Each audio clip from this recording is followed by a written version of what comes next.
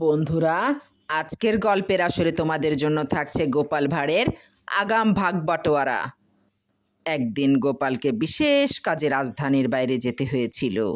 বাইরে গোপালের বেশ আনন্দেই কেটে গেল। ফেরার পথে হঠাৎ গোপালের প্রচণ্ড পায়খানা পেয়ে গেল।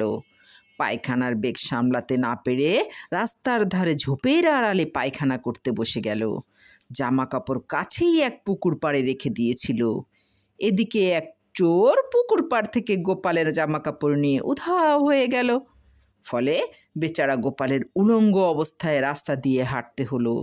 রাস্তা দিয়ে গোপাল হাঁটে আর বারবার ঈশ্বরের কাছে প্রার্থনা করে, হে ঈশ্বর, পথে যদি তুমি আমায় 10 টাকা পাইয়ে দাও তবে 5 টাকায় তোমার পুজো দেব, আর বাকি 5 টাকা দিয়ে তোমার জন্য একটা ধুতি কিনবো।